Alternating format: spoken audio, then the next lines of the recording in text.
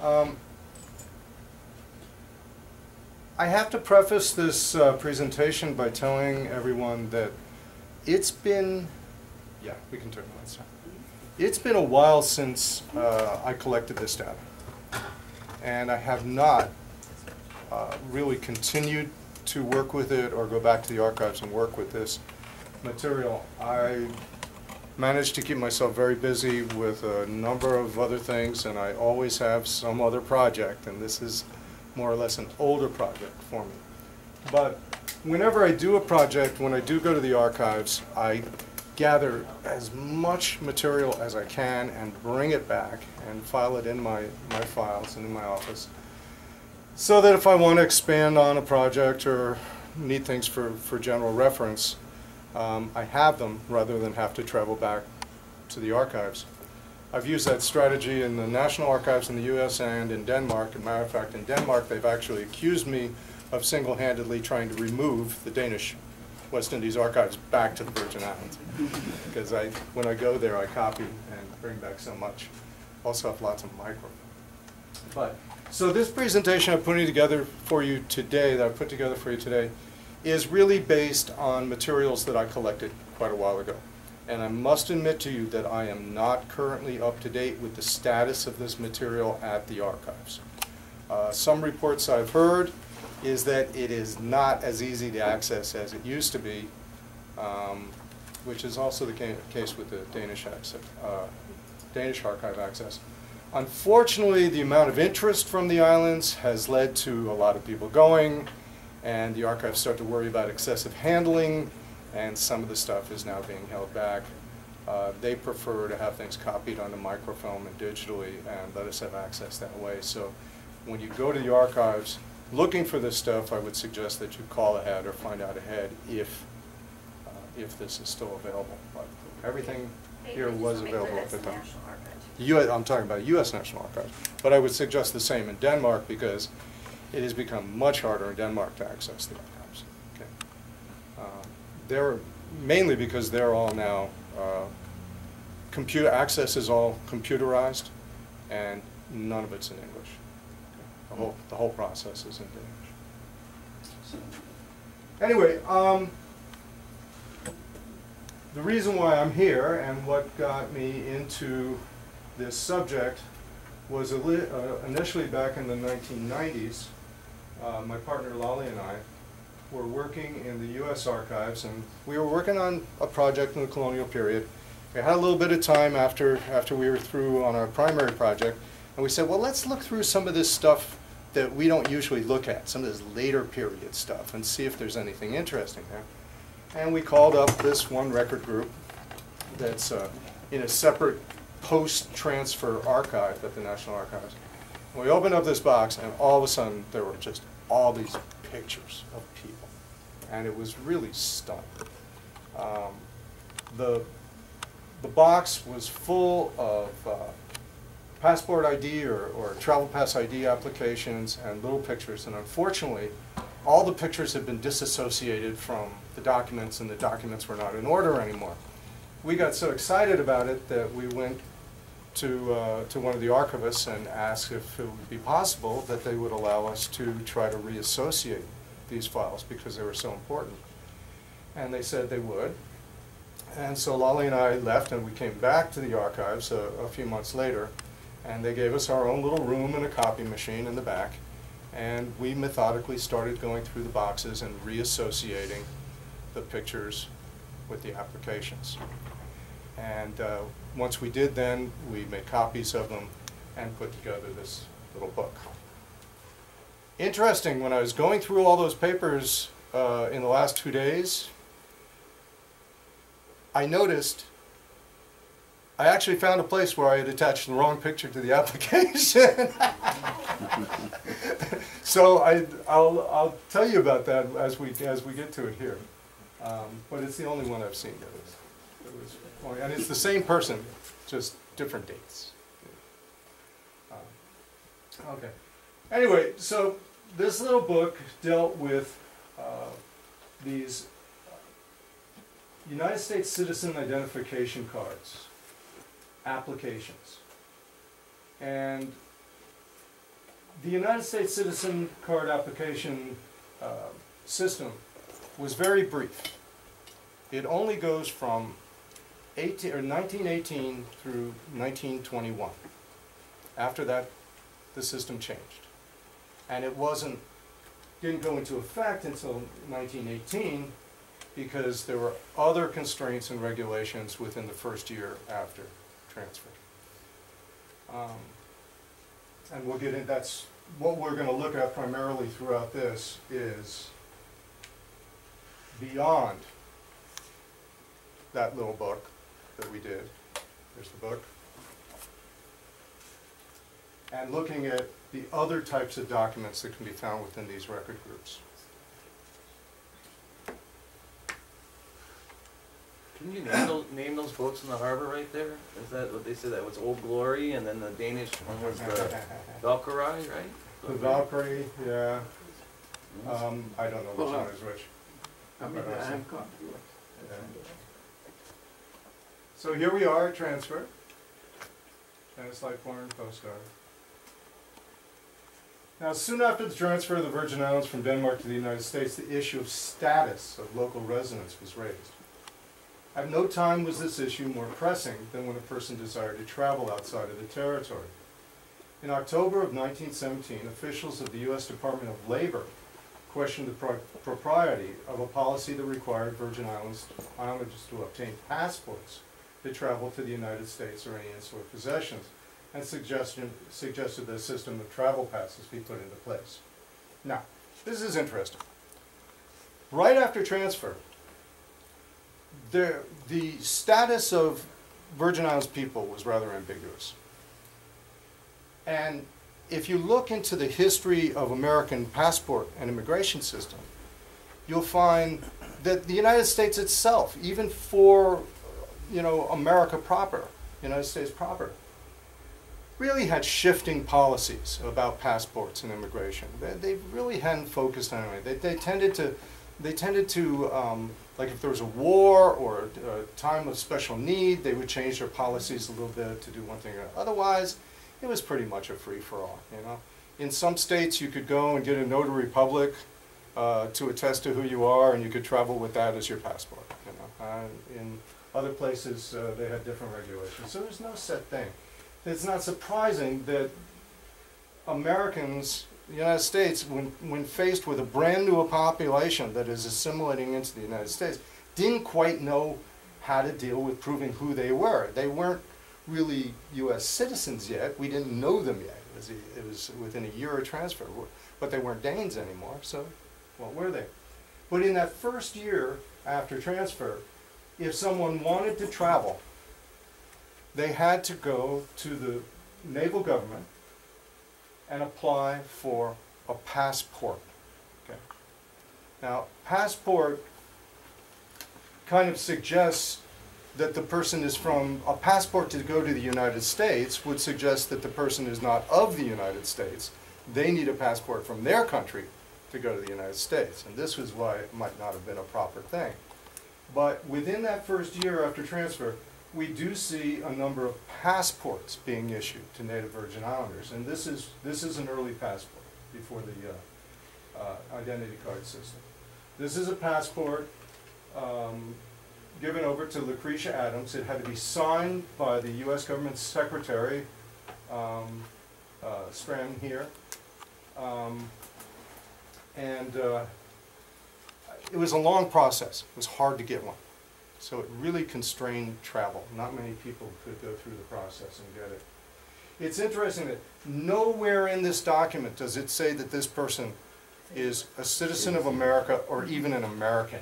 Matter of fact, it says, that, permit Loretta Adams, a native of the Virgin Islands of the United States, okay, to pass safely and freely when she gets to the United States. So she's going to have to go through immigration. It says down here, this passport is good for 6 months only and for travel in the United States for the purpose of going to see Mrs. A. Elsko at 86 Washington Square, New York. So that's a passport. So what we're going to focus on throughout this are all the different types of records and immigration papers that you'll find in this record group. So that's the first one, is the 1917 passports. The U.S. Citizen Identification Card was instituted in May of 1918. And what that card did was it allowed Virgin Islanders unrestricted travel to Puerto Rico, the Dominican Republic, Cuba, and the United States mainland. Why all those places? Because they were all United States Protectorate or United States territory at that time. Okay. United States nationals. Okay. So it did away with the necessity of a passport. All they needed then was an identification card that stated that they were U.S. nationals. Okay. The issuance of those identification cards opened the doors to what would become a veritable exodus of individuals who set out from the Virgin Islands in search of opportunity and the American promise of newfound prosperity. So what the identification card system did, it was readily available, it wasn't a passport, it was an identification card that when you got to the United States, you presented it at immigration, and when you had it, you were considered a United States citizen within the United States. Okay. When you traveled back to the Virgin Islands, you were required to return that pass, and you were no longer a citizen of the United States. You were a citizen of the Virgin Islands. This migration that was facilitated by the cards has left an indelible mark on the Virgin Islands and its people. By stimulating the post-transfer process of Americanization, it helped to redefine the island's culture, ethnicity, politics, and economy. It is today as much an integral element of the collective Virgin Islands heritage as any other aspect of the island's past. And certainly even more so today, now that we are close to 100 years under the United States flag. When you think about this process of becoming an American territory that started with people being able to travel freely into the United States and go throughout the United States for education or work, to, go to trade schools or visit and mingle with family and other people. This really stimulated that process in America. So they could go and stay at this time? 6 months. Some could stay. I mean, if they applied once they were in there and they had a reason to stay, there was nothing holding them back from staying. No. There was nothing holding them back. They were, once you were in America and you had one of those cards, you were an American citizen. Because you could assimilate. That particular card said for 6 months only. No, that was a passport. That was a passport. That was the passport. Yeah. This is the next generation. You see, this is a passport here that was issued for a discrete period of time. What the identification cards did, and we'll see them now, okay, is it gave you the rights as an American citizen inside the United States. So this is the absolute first application for the first U.S. Citizens Identification Card ever issued. Okay. And that is to Dennis Copeman. He's a machinist. And I think he was going, he's visiting with his cousin Jacob Innes at 1018 South 17th Street in Philadelphia. So, yeah, this is the very first citizen's identification card issued. Okay. So one of the most revealing sets of documents relating to U.S. immigration policy in the Virgin Islands during the early post-transfer period is these cards. It's how they are housed in the United States National Archives 2 in College Park, Maryland, and they're in a plain gray box. Record Group 55, Finding Aid PI 126, entry number 35, and Box 1 are 173 of the first 184 applications for U.S. citizens photo identification cards issued to Virgin Island residents between May 21st and October 9th, 1918. While this document is not complete, there are 11 missing documents, and has a rather narrow time frame, the historical and genealogical importance of these records should not be overlooked. This little book that I did is basically a database of all of those 173 identification cards and their applications. Rob has this book online and has some materials that are available. Basically, you can use the index to find a relative's name. Go to the page, then on the page, you will find the information about them that's contained in the document, and also give you the document number. Rob now has all of the photos of these individuals posted online. So when you find your person in the index, you find their identification card number, you can go online and go to that number and you'll see that person's picture. That's how you use that book. We'll put it on the computers at the front if you want to take a look at it before you go. Excuse me, because I had a cold about 2 weeks ago. It's left me with a cough, so I have a little dry cough. So, why is this record group so important? First of all, the issuance of U.S. citizen identification cards represents one of the first documentary acknowledgments by officials of the United States government that individual residents of St. Thomas, St. John, and St. Croix were now indeed United States nationals. A distinction which allowed them to bypass formal immigration process, in other words, they didn't need a passport anymore, and travel freely between their native islands and any other U.S. territory or the mainland. Intriguingly, the applications for these cards actually state that the native Virgin Islands applicants were American citizens, even though it was to be a decade before Congress would entertain a bill to confer United States citizenship to Virgin Islanders in their own home. And you can see this is an actual identification card. This is the one for Aileen B. Wellington. And you can see at the top that it states that she has a U.S. citizen's identification card. This is the card that was issued before travel, and when she returned, she had to return it back. So before transfer day, then the Virgin Islands had Danish passports? Yeah, the system was a little different under Denmark. Denmark immigration policy was handled through the police station, police chief, and you had to go basically the same as the early American thing. You had to go and apply for a passport.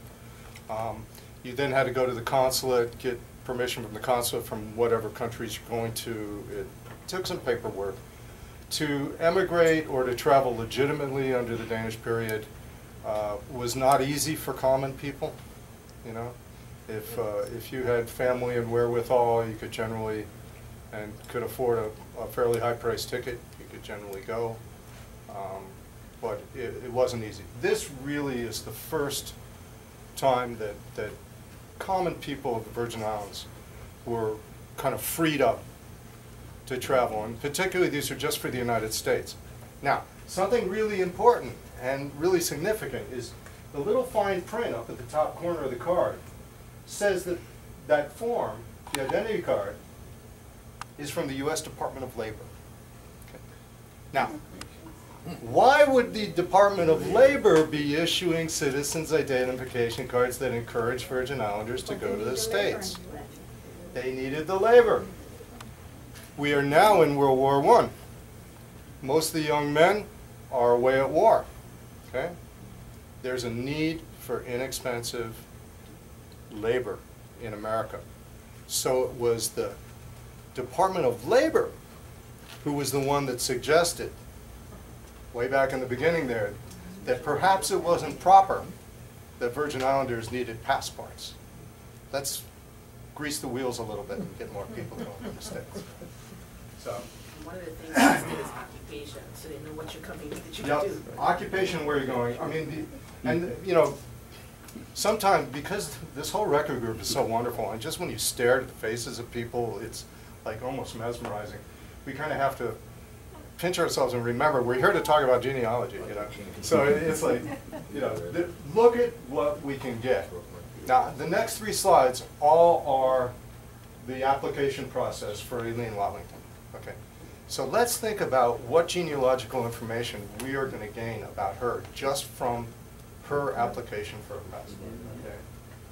Okay. We know where she's residing. Commonwealth Scout number 8, St. Thomas. Okay. She has no occupation. She's a young girl. Okay. And we know that she's accompanied by someone, Miss Anita Brower. Yeah. Now, second in importance, the requirement that each person state in their application his or her intended itinerary, including departure date, vessel of transfer, forwarding address, occupation, and reason for traveling, provides us with invaluable demographic information. This data not only enhances our understanding of the dispersal and assimilation of Virgin Islands into the broader North American community in the early post-transfer era, but also contributes significantly to diaspora studies in general. And these really do; they're so rich, as we were looking at. Now we get even more. You know, notice that the application on the second and third line there is an American citizen. It says it right there. Declares to leave St. Thomas for New York via the steamship. Now we know the name of the steamship she's traveling on. And we also know that she's going to take up a residence with Miss I.D. Brenard in Waterville, New York. Well, she's going out of the country in New York. Okay? And is accompanied by Miss Anita Brower, and that's in Oneida County in New York. And there her address, her age, her complexion, hair, eyes, and her height. Okay. And also, we see that Judge Thiel had attested for her. That's a Danish judge. Thirdly, what also comes along with these cards and the applications, the personal information submitted by each applicant in support of their application, such as baptismal certificates, birth records with the ages and names of themselves and or their children, and the names and addresses of relatives who they intend to meet, their destinations, constitute an important previously untapped genealogical resource. Here in a single document group, we have access to a variety of informative details, and many of which are not revealed in the standard family history resources. So you know, you could spend months and months looking through church registers to find a baptism date. And look, in this one record book, everything we're finding. Every applicant had to give a birth certificate or some other document to support who they were. So along with these cards, we have the applications, we have photos, and we have additional proof. So here we see Aileen's date of birth. Okay. We find her middle name. We find her father's name, Arthur Leopold, his age, his nationality, Danish, of course. Everybody was a Dane in those days, you know. His occupation, what church they go to, the mother's name, okay, mother's age, mother's nationality, mother's occupation, church, and who the godparents are, okay? Godfather and godmothers are here also. So just an amazing amount of genealogical data can be culled They were taught from these English records. in school, not Danish. I'm sorry? They were taught to write in English and not Danish. You know, that's a good question. From the time of the Van Schulten schools, when the public school system was first instituted in the Danish West Indies, classes were taught in English. Education was always in English or bilingual. Not bilingual. Hmm? Not bilingual. Well, yeah, the primary bilingual. language was English. Or bilingual. Or bilingual. Yeah. In some cases, because, as you'll see later, we do have Virgin Islanders who actually went to Denmark to be trained and get their teacher's certificates in Denmark so that they could teach to the Danish children as well. But public school system was always English. And finally, of course, perhaps most importantly, the photographs affixed to each application represent the single largest pictorial archive of individual Virgin Islanders in the early post-transfer era. It can be assumed that in many cases these photographs represent the only existing identifiable image of a given person, particularly those born in the island's rural districts in the mid to late 19th century. And yeah, it's just stunning when you see all the pictures. Were you able to identify what island it mostly traveled from? Well, yeah, because they say where they're departing from, but also they give where they're born. So, and also identity cards were issued in St. Croix also. So some of the applications come from St. Croix and the state they're from St. Croix. The rest are from St. Thomas. But then when people give their current address on the application, we can see the folks that have come over from St. John as well. Yeah. Yep. So yes, we can, they give their current address in the form. So we can see exactly where they're coming from. And in the cases when individuals are traveling with children, the children's names are always given as well. David, are there any assumptions that we can draw from the fact that these folks were traveling right after the transfer as to their economic status or education or anything? Why then not others? You know, why I called this booklet the Virgin Islands Exodus is that these identity cards open the doors to more or less common people to be able to travel for the first time, and they are primarily going in search of employment. Okay.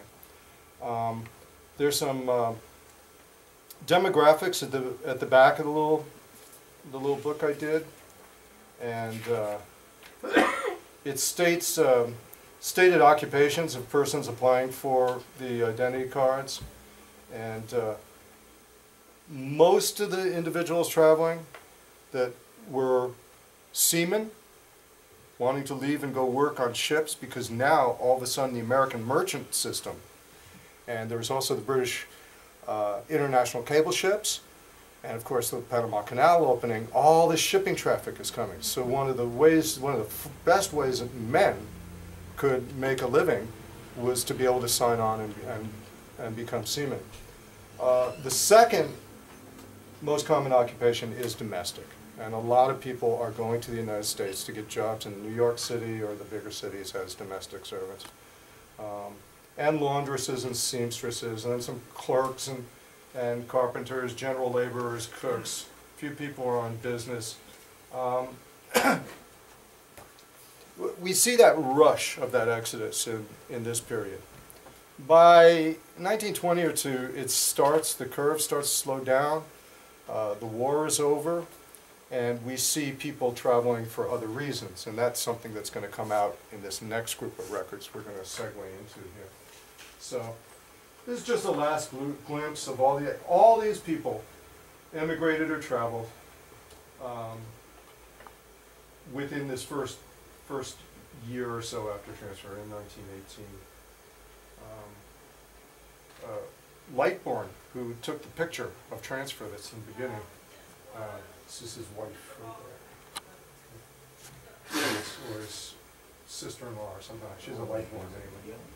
They're from Barbados. Or no, I'm sorry, Bermuda. So were most of the people traveling from here during that period, or the two examples that you gave just now, they were actually going to someone they knew in the States? Yeah. I find that interesting, Yeah. that there was already people there from here. Well, you know, we need to go back and look at the Harlem Renaissance. You know, what a significant population of Virgin Islanders we already had in Harlem. You know, and those people were the landing point for all their friends and relatives now that we're finally getting this opportunity to go That's to the States. basically after 1927 though. No, that started before transfer. With the Harlem Renaissance, and at the time in which Congress created the law to make them citizens, I think that's the period we find most of them traveling. Yeah, and yes, that's true. Okay, but I think the basis of that community in Harlem had already been established. And not just Harlem, a lot of places across the United States. The only way to travel would have been by boat. Mm-hmm. So if you checked the passenger list, you can assume that during that period of time, they would have to have That was gonna be my question, David. This boat you see often people traveling on the Palima, is that was just a stopover. We were a stopover. Yeah, yeah, absolutely. Yeah. So it was coming from somewhere in Europe, stopping here, people getting on and then getting on in New York. We weren't the reason they were going back and forth. They're probably before this time they weren't. Oh yeah, I mean, this is shipping. Shipping was the mode of transportation, and St. Thomas was a transshipment port for all these shipping lots, a major port. Yeah. So there's this shipping traffic that's going through that you know, internationally increases with the Panama Canal. Gets constrained during World War I and then opens up again on the other side. You know. And we're right at the transition from coal to fuel oil as a fuel in more efficient ships. So, yeah, a lot of shipping traffic going on.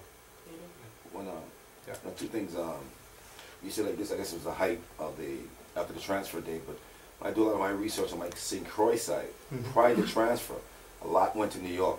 Sure. And also my BVI side, they come through St. Thomas. Yeah. Before transfer and after.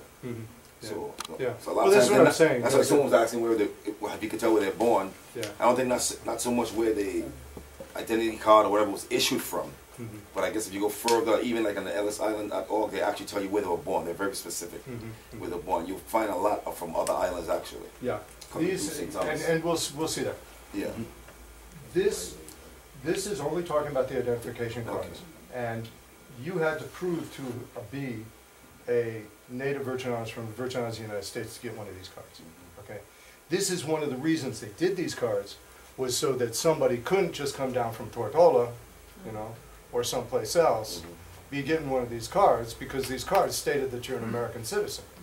So the reason for going through all this, and having people give those identifications and so on, is to prove that they were actually born here, right? Okay. So, yeah. We're going to get into it. We're going to see, because it gets confusing, and it got confusing, you know. And I just think it's wonderful to look at these pictures. I just threw the next slide in, because you see down here Alice Maud White. In some cases, we don't have any other identifiable photos of these individuals. Sometimes we have more afterwards. But in Alice White's case, we actually have a picture of her from 1911. And there she is in the census at Lameshore. Because her and her husband were the managers at Lameshore Estate on St. John. Could you go back when you see compare those two pictures? Sure, yeah. I got close up. Oh, I'm sorry. Which one? Lower left. Lower left. She wasn't smiling in that picture. You're not She's supposed not to smiling in smile either at picture. passport. I've got 3 pictures of her, she's never smiling. No. That's But she's a Penn, she's born Penn on St. John, Reverend Penn's daughter. So, okay. So that's the identity card system, okay?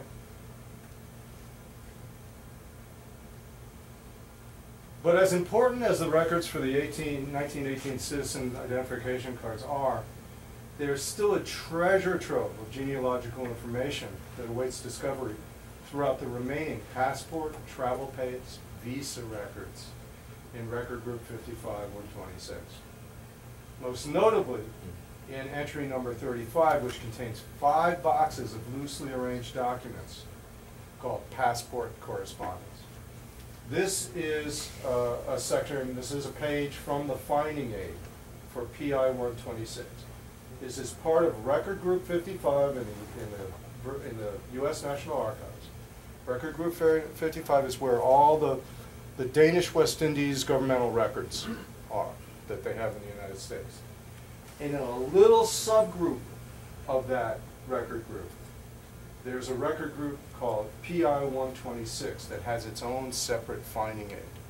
And at some points, when I've been going up to the States, that finding it is hard to find. In other times, it's right there in front of you. I don't know where it goes sometimes, but this is a page from it. And what we see is the number 35 is the identification card applications from 1918. That's the group we were just talking about. But now we're going to go down and look at 37, this miscellaneous group of passport correspondence, and see what else we might be able to find in those records. Probably most important is right off the top of the box, and I think I might have given this to Rob already, but I'll leave this second copy with you. Yeah, is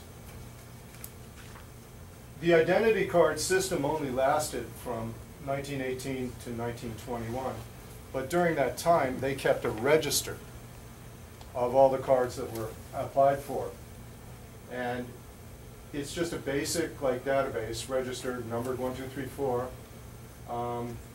and gives citizenship and where the person is traveling. Unfortunately, the records are not complete. There's only 377 ID cards, and I think the actual record goes up to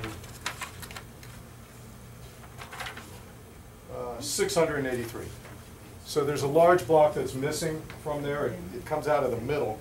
But still, it's a lot. We've got 377 listings that can be used as an index to other individuals, to individuals that you might find their picture in this record.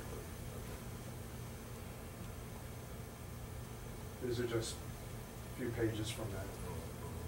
You can see the names, you can see their nationalities and where they're going, people traveling all over the place.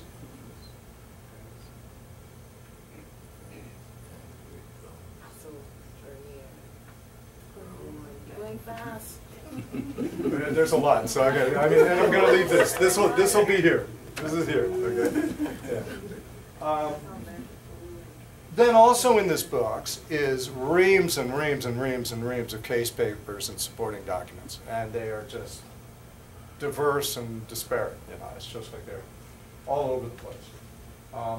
This is one page from a whole case file that's in there about a Danish ship, the Arnold Maersk, who found some stowaways on board when they left Puerto Rico, and the captain threatened to throw the guys overboard, and they pleaded with him, and he decided to put them in a passing schooner that came by. They offloaded them into the passing schooner. The schooner didn't want to take them, you know, because they were illegal, but the schooner then took them and brought them to St. Croix, and there's a whole case about them, who they are, where they were going. So that's one kind of thing you find. One over here is an identification paper from Tortola that an individual had erroneously used with a made-up name, and they caught him, right? He gave his name as Alexander, let me see, Bushington, yes, okay, from Joe Hill Tortola.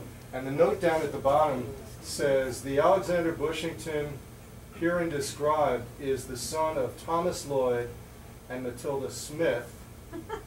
And Matilda Smith, right? Which in the President British. It says that his birth is registered in his mother's name, okay, but that he actually carries his father's name, Lloyd. So they nailed him at immigration.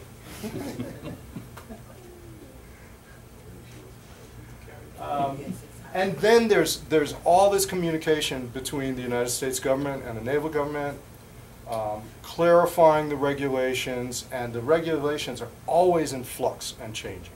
Okay? So there's, within this box, for somebody that wanted to do a study of early American immigration policy, this is just so rich. Yes? Wouldn't these be the same policies for the Philippine Islands? You know, that's a good question. I don't know. It seems to me, in studying it just a little bit the way I have, that U.S. policy was in real disarray, you know, at the time, that there wasn't any say, and that they were dealing with everything like each issue individually on the spot. You know, there was a whole different dynamic going on here in the Virgin Islands than would have been in the Philippines. People in the Philippines couldn't easily just take up and go, you know, to the United States, didn't already have a lot of relatives there probably. I don't know what the special cases would be. But there was, they kind of micromanaged this here. But this is clarifying some issues. This is a little quote from the actual treaty pertaining to, you know, Danish, how local people are transferring from Danish to American citizenship. But the one comment at the bottom of the page here that I thought was really most relevant is that it must be borne in mind that married women take the same nationality as their husbands, regardless of the nationality of their parents or where they were born. Something to think about when you look at women's passport records and so on. In the passport forms, in the application forms, it asks you where your parents were born. And men filled out that. But it gives you two options, parents or husband. So a woman would cross out parents and leave husband. And she had to give where her husband was born.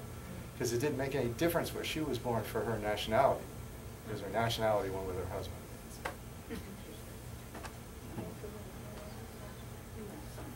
Then another fabulous group of records that are here are the bulk passports issued to cane cutters going to Macorís in the Dominican Republic.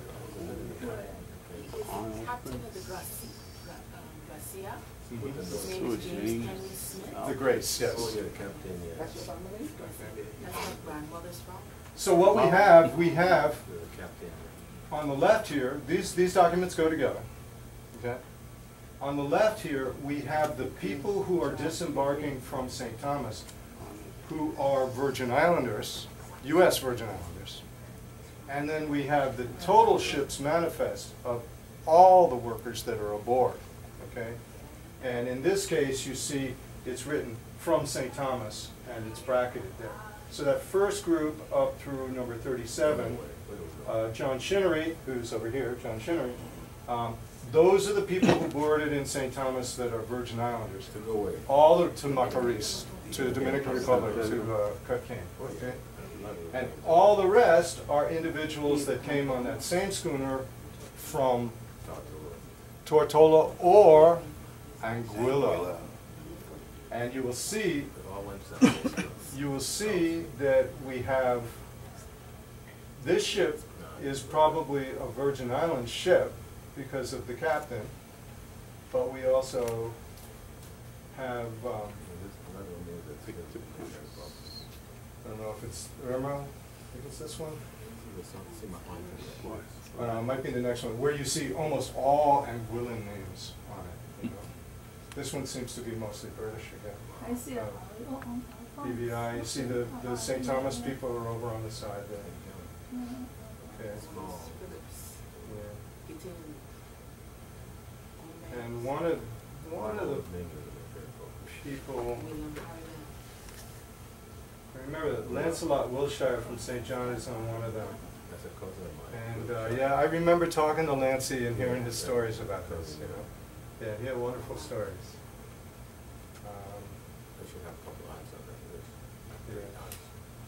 So here you see all these Rogers and Cardys and Gums, you know, and Hodges and Brooks, and over here. These are all these folks out of Anguilla. What year was this dated? This is 1917. Yeah.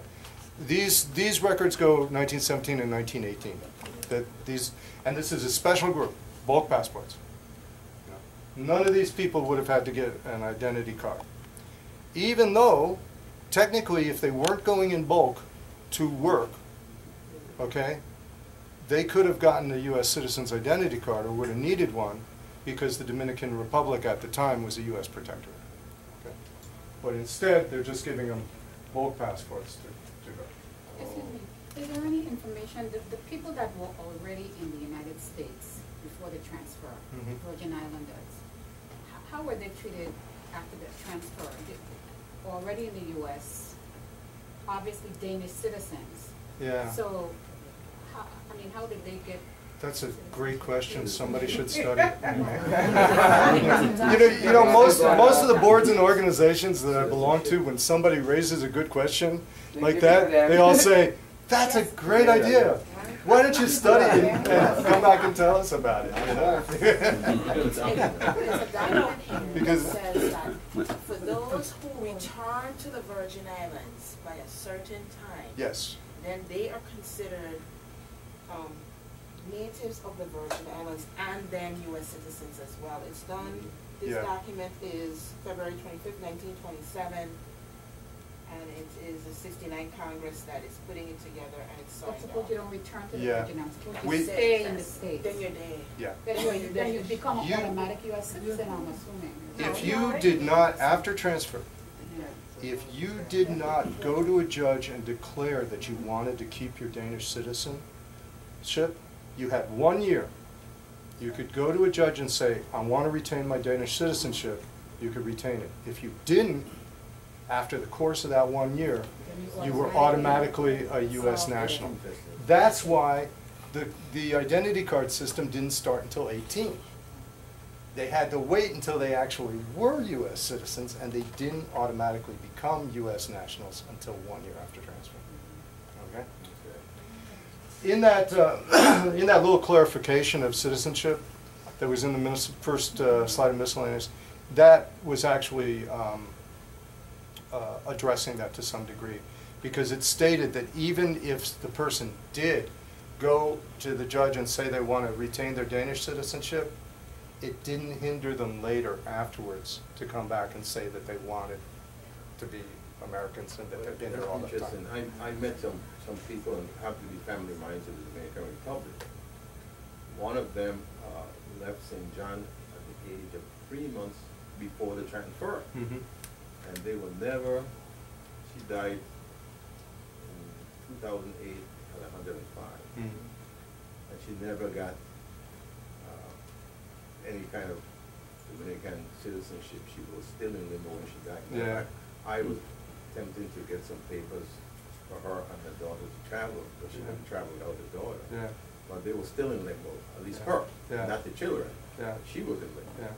Actually, I worked with some folks that had a similar problem some years ago that wanted to pull up their genealogy to prove where they had been from, because they were in that same situation. We'll see some other documents that address this too as we go forward. You know. So these are the cane cutters documents. Then there's another set of identity cards, and these are totally different. Okay, these were identity cards that were issued between 1919 and 1921, and if you look at the heading, they're United States Citizens Identity Cards for insular travel. So these were cards not for going to the United States, but for travel within the Caribbean. Okay, and most of these were given out to students traveling to Antigua, which is where so many of the local kids got sent to the Moravian school in St. John's. Yeah, teacher training school, exactly. Yeah. Yeah. So here we have these two beautiful Virgin Islanders that are on their way to Antigua and to attend school. Notes it at the bottom. And see, this is card number 150 and 151. So you get kind of a judge as to how many were given out. David, I can't read them back here. Who's the issuing agency on this? I'm sorry? Who's the issuing agency? The issuing agency, in this case,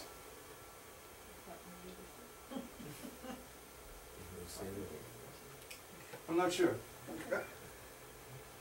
To your earlier point about the Department of Labor? Yeah, this is not, the Department of Labor, it states it right up in the corner. No, I wanted So, to make the point that yeah.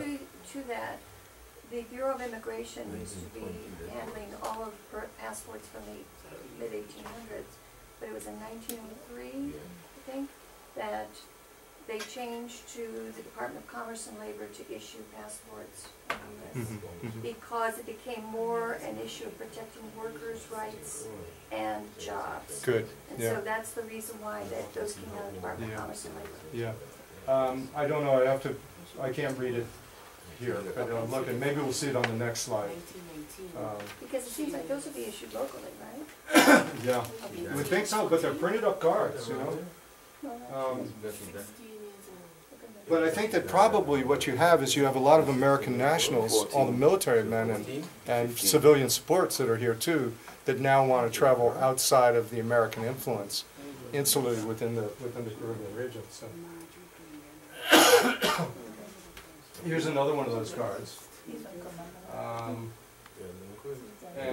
This is 649, so you can see passage between the mainland and insular possessions. It's a verified by a control officer before each departure. Anyway, here we have Arthur Molan Lindquist from St. John, and he's traveling on business. This is the situation where I confuse the photos. There's actually another type of document that he receives that we'll see later in the slideshow, and it's clear to me that I mixed up the picture on that document and this document because of the time in between, because he's older in this picture than he is in the other one, and he should be younger in this picture.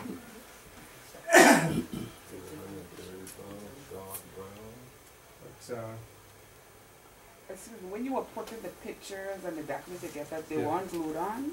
A lot of them were not attached. So Yeah, how they were would you just know loose in the which is box. which? Yeah. You see the name written on the picture? Okay, the signature. Yeah. Okay. Yeah. It was only in some. There was, not all of them were unattached, but there were a good number of them. And I got to admit, there's some that I was not able to. There's one that I have of my uncle. His brother's pictures attached to his application. Yeah. And, I don't think I did it all. It's like somebody else must have made a mistake somewhere along the line. Okay, here's another group. Any chance any of those were intentional for someone traveling under someone else's name? Might have been. Who knows? It might have been because one of them could not speak, and I think both of them were trying. This is another large record group Is it still that's in PI here. 126? Huh? Is it still in PI? Yep, this is all in these same boxes. These are all coming from the same boxes. Okay. Okay? It's just amazing how many different types of passes and so on are issued. This is a very large group, and it's an intriguing group also. And you'd think that because it's alien seamen's visas. Now these are crews of ships that are coming into St. Thomas Harbor, and in order for us to let them ashore, they have to get visas and register with us. Again, it's the Americans controlling movement, right after the time of the war and so on, watching immigration. But if you look carefully at these, you find a lot of genealogical information relating to Virgin Islanders from foreign seamen's passes, such as the case of Mr. Normil here. Okay, his nationality is Haiti. His place of birth is Jacques Haiti. His father's born in the same place, but his mother's born in St. Thomas. Okay. You'll also see on these, which I think is very interesting, is you see the name of the ship that they're traveling on and the nationality of the ship. So he's a Haitian working on an Italian ship with a albatross, I think is the name. Here we have an individual from St. Bartholomew, Frederick Turvey.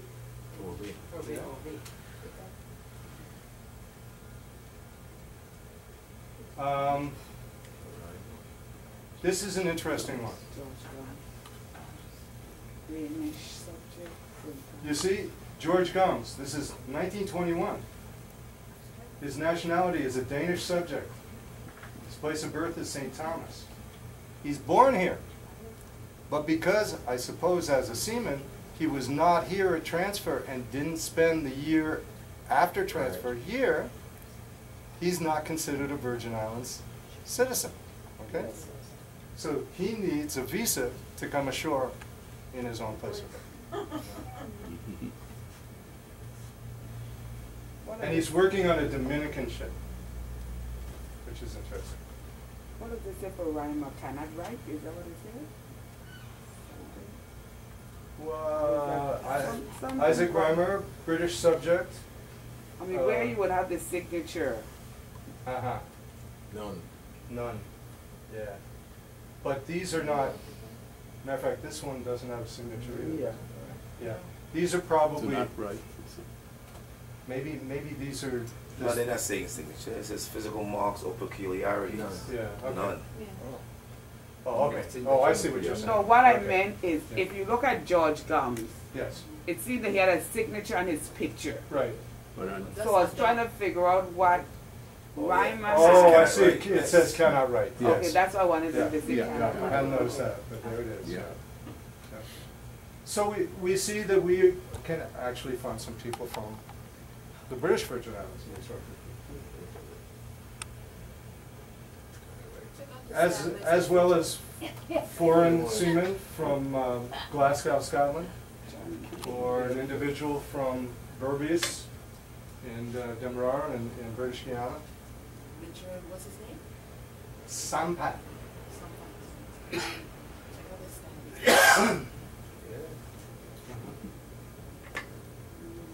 And individuals from Bonaire. When they're Curacao. Yeah.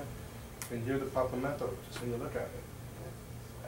What's his last name? Adigata? And yes, and William Smith from the British Virgin Islands, born in Adigata. His father born in Adigata, his mother Tortola and Adigata. So even in these disparate groups of passport, of applications for documents that you might not think relate directly to the Virgin Islands, you can pull all these little sources of genealogical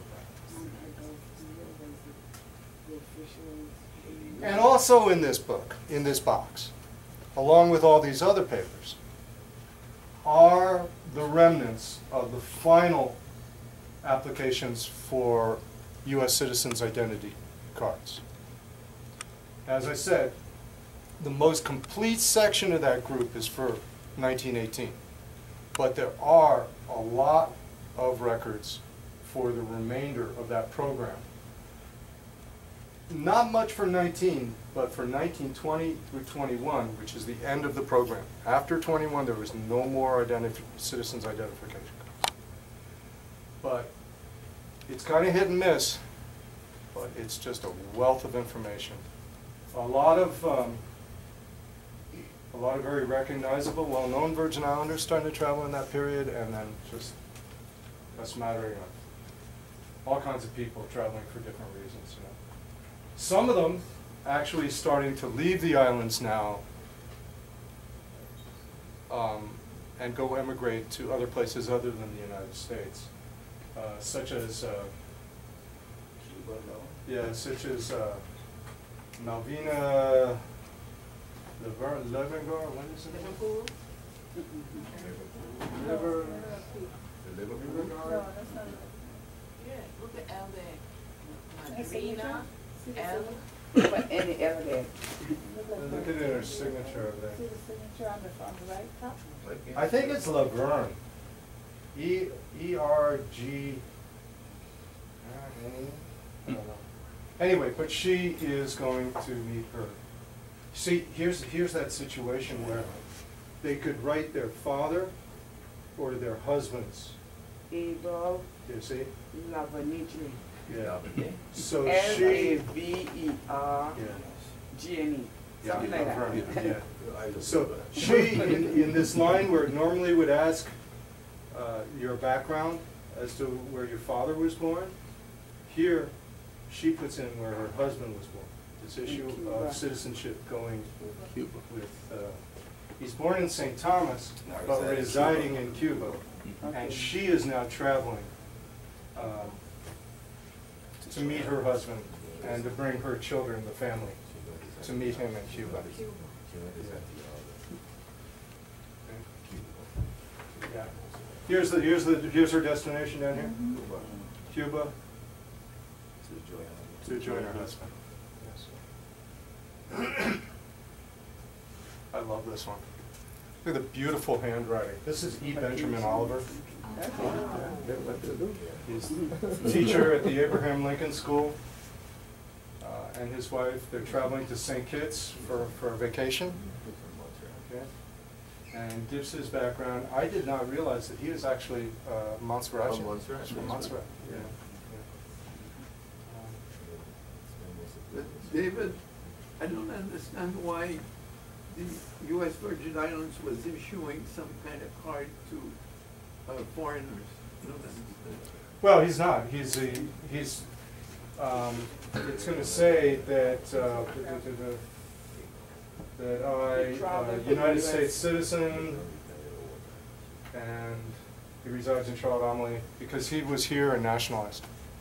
Well, so he's a U.S. citizen at this point. He's a U.S. Yeah.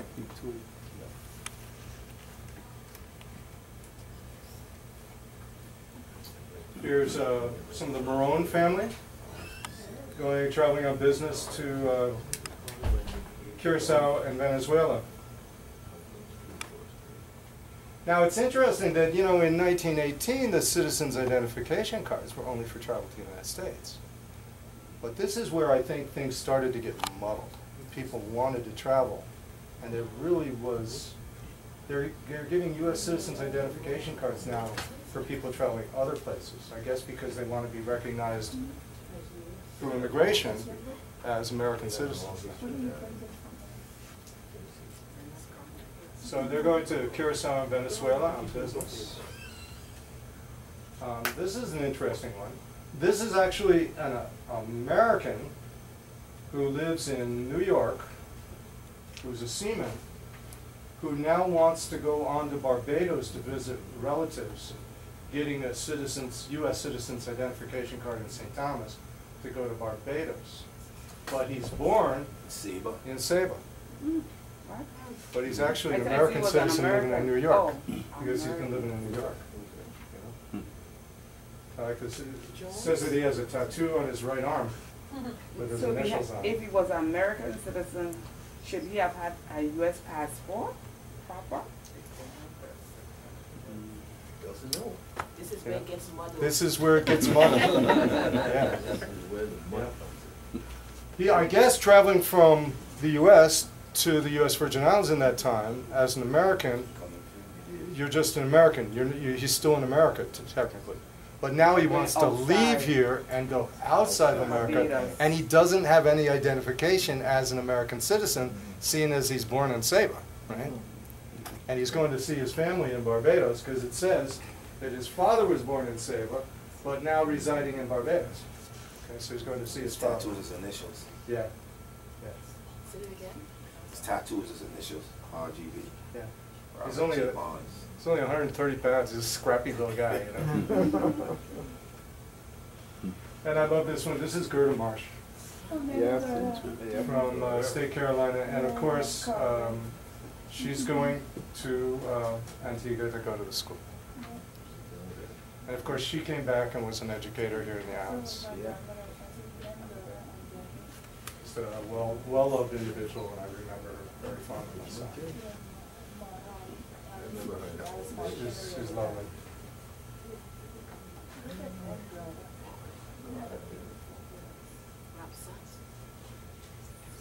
And Adrena Petrus from St. John. Her father is Benjamin Petrus. I was hoping Liao would be here. And she's a school teacher. And she also is going to Antigua. On vacation though. Yeah, but she probably went to school there and is going back to visit friends. Okay, so that's it for the identity card system. The identity card system was over. And from the time the identity card system stops, we stop getting all this muddle of different documents and cards and go to just one means of identification: United States passports. So the final records that are in this box are the first applications for United States citizens' passports that were issued. This is the very first one. So number one. That's the first United States of America passport issued to Virgin Islanders. And this is to Cyril Daniel and his family. And he's traveling, his stated travel is for business. He's going and coming back to St. Thomas, and he's visiting England, France, Holland, Denmark, and Germany. Money, big money. What is that Haiti there? What is that? David, what about naturalization certificates? Haven't seen them. I don't know. That doesn't exist? I don't know. I don't know. In the United Not States, in this I've group seen- anyway. Not in that group, but in the United States itself, they're required to, some of them are required to do it because they couldn't prove out enough. So I saw some of them in the US. In the, yes, connecting to, in the Ellis Island files, there is a number, NOC number or something like that, that indicates where you should go, because what they did is they came back and amended that manifest file, and that connects to those records. Remember everybody, what is so amazing about all of this is it comes from just a few little boxes in one very discrete record group within the National Archives that was kind of hidden away. It wasn't with immigration records or U.S., you know, this is just hidden away in this little funny archive of PI 126, which is this discrete little section of records that go from the naval administration to the early civil administrations in the Virgin Islands. It's kind of like stuff they didn't know what to do with otherwise. What I'm really asking is, when was it possible for foreigners residing in the U.S. Virgin Islands to be able to apply for American citizenship It's a good question. I don't know. and become naturalized? There's a lot of documents in those miscellaneous papers that are in this box. There is reams of discussions about how to deal with the folks from the British Virgin Islands coming in and mingling through. But nobody is applying for you. In some cases they just kind of looked the other way, you know. But there's no indication. There's nothing that I found in this group that I can help you with that question, you know, except for the fact that I do see that there is discussion about it, and that they do seem to be keeping track of like alien seamen coming ashore and who they are, and keeping lists of the cane cutters that are coming through from other islands and transshipping through. So there's an attempt to, you know, to keep an eye on immigration. But I don't Just a little bit of clarification. Yes. You're saying that in 1918, 1 year, you had a year to decide whether you wanted to be From 1970, from transfer, whether you you know, wanted to spring remain to Danish spring, or yes. become a U.S. citizen. Right. But what's a 10-year thing from 1970? That's citizenship. You see, that's citizenship. You could choose to be a naturalized American. Okay, in other words, choose to be part of the Virgin Islands of the United States as your nationality, right? But when it came to status of the people in the Virgin Islands, Congress had to act on it, exactly, you know, to determine whether they are actually United States citizens or just United States nationals. Okay.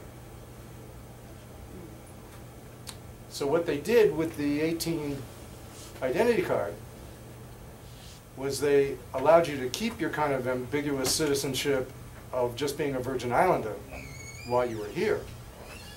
But that card gave you the right to all the rights and privileges of being a United States citizen once you actually landed in the United States. Except it wasn't really official. Yeah. Well, you know, I don't know if you could, after you pay, if you actually emigrated, lived, got a job, you know, became embedded in the fabric of America and waited the amount of time. That's a good question. Could they vote? I don't know, you know. Yeah, I throw another little comment into that, because, you know, there's a lot of publicity, or there's a lot of new stuff out now about the issue of voting and full rights of citizenship, and the American Samoa is brought up frequently. Right. And they are U.S. nationals only. Yes. Yeah. And by definition, that does mean Yeah. for them. Yeah, I know. And under the code or whatever it is. Yeah. that's- And we're still not clear. Yeah. I mean, technically, I would have to say that from my perspective, we are not United States citizens when we are here in the Virgin Islands, because we don't have full rights. We don't have representation. We can't vote. We still live with this sense of ambiguity. You know? And as soon as we go to the United States, we can move around and do just as those people could in 1918. You know. I think that was Judge Vern Hodges. That was his pet peeve, and that it's almost the same thing. That if we're citizens, why do we then have to show our passport? Yeah. Why do we have to go through customs to get into the go United to the States? mainland. Customs and immigration. Exactly. So it's the same thing. We have to apply back then to go. Now you have to show you're a citizen. This is why this subject is still so relevant to us. Okay, because we still have not resolved all these issues. Okay, and this is only showing how, you know, they started to structure it, how we started to deal with it very good. Let's just look at the last couple of slides here. There's just a few slides left. I just gave you some of the first early passports, just because they're wonderful to see. This is a Mrs. Kofed, who is now going to, she gives her address as Spratt Hall in St. Croix, and she is going to Bornholm in Denmark. She's from Copenhagen, but she's going to Bornholm, an island in the Baltic, to see her husband's family. Here is this is our Arthur Milan Lindquist again. There's the younger picture of him. That I think should be on the other one. But this is his passport. Passport application for a U.S. citizen's passport. Who's this, David Bourne? Grandfather. David, the attorney's And Dr. Newt Hansen, the old hospital inventor. Yeah.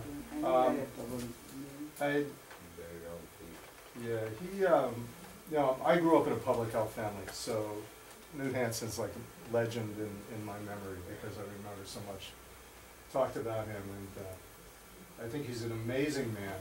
And I just threw in here that I hope that you all aware of these wonderful resources. This is his memoirs that he published in the 40s, and then his son did a book in the, I think it was the late 1990s.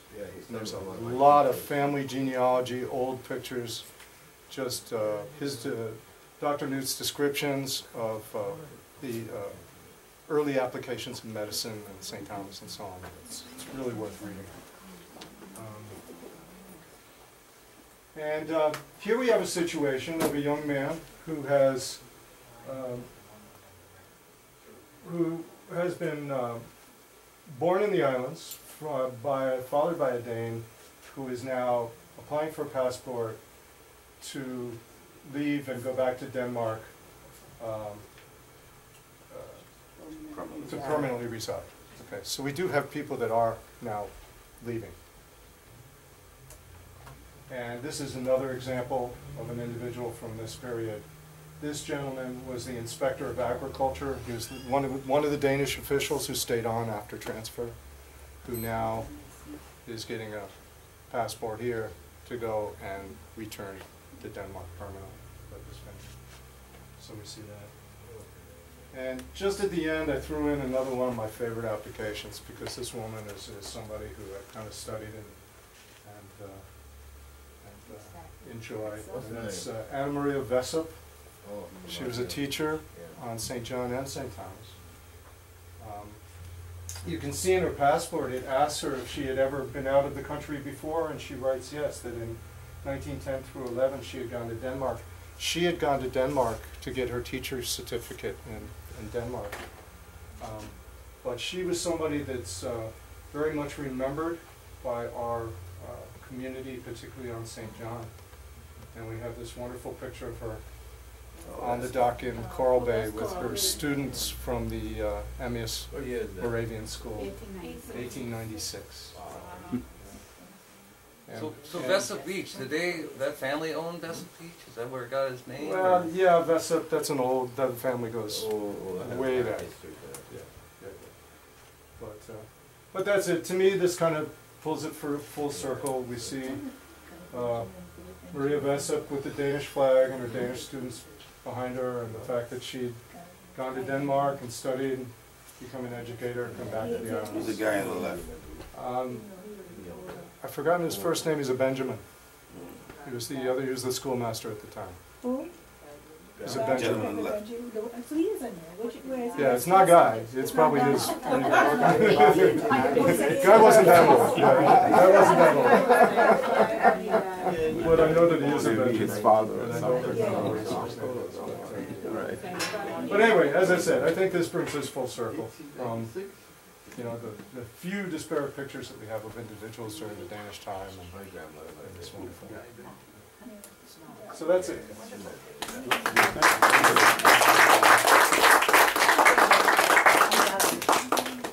Thank you. Very good.